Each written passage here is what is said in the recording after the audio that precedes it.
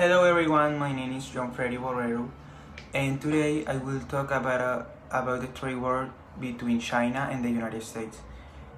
As for the origin of this war, the beginning of the current China-US trade war dates back when US President Donald Trump showed his intention to place 50 billion tariffs on Chinese origin products company in 2019. Therefore, the People's Republic of China active tariffs on more than 128 American products. 2 months later, China turned to the WTO to initiate legal actions against the US decision.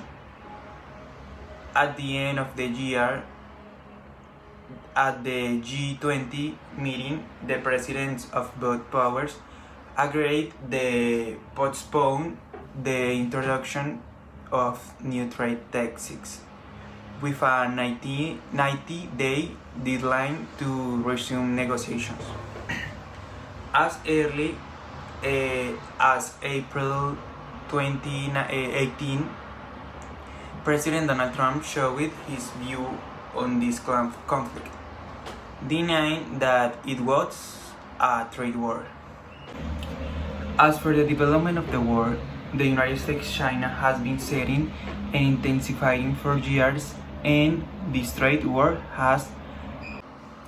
Trump has pointed to national security as the main reason for this economic struggle, claiming that certain Chinese firms have stolen intellectual property from several US firms and that under World Trade Organization or WTO legislation, tariffs are satisfied.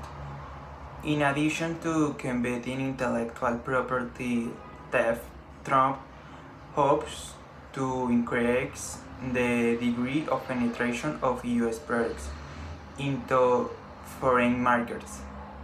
It also sought to boost the consumption of domestically manufactured products, such as steel in the country. US rates amounted to 2,050 billion in 2018. In response, the government of Xi Jinping paid for US products worth more than 100 billion. Hostilities temporarily ceased in early December 2018 when both sides agreed on a 90-day truce. As for the consequence of this conflict for the global market, financial markets around the world have experienced an increase in volatility. The restrictions have not only had an impact on companies with direct links to the countries involved, but producers and consumers have also been affected. These are the markets to the aware of during this trade war in indices, stocks, commodities, and currencies. Also, one of the Chinese companies most affected by this conflict has been Huawei, that allow us to observe from a particular dimension the situation of despair facing the US economy in the face of its loss of leadership since 2012. Huawei Technologies CEO Ltd and Samsung Telecommunication Equipment Corp or CTE have been under constant aggression by the US government. A special report published that year by the Department of Homeland Security and problems posed by telecom companies. Huawei and CTE, identified an alleged threat to national security from vulnerabilities in the telecommunications production. Also, since then, it has been recommended that the US should look at suspicion of continued penetration of the telecommunications market by Chinese telecommunications companies, and that private sector entities in the United States consider the long-term security risks associated with doing businesses with CTE for equipment for services.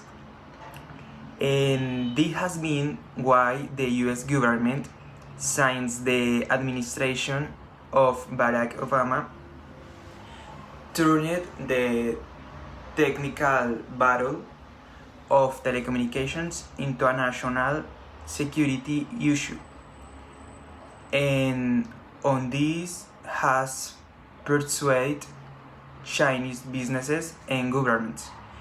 The two companies cited have since been under investigation by the State Department.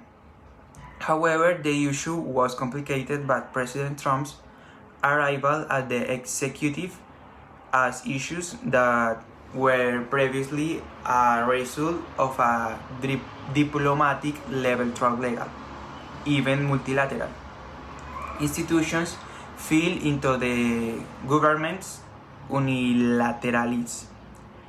Instead of addressing the structural, economic, and technology problems that pits the US economy from the development of the X technology, promoting domestic production, increasing productivity, and increasing competitiveness in the global market. The current administration decided that the best route was host the country militarily and economically to undermine the pace of Chinese growth and block your trade. Thank you and see you later.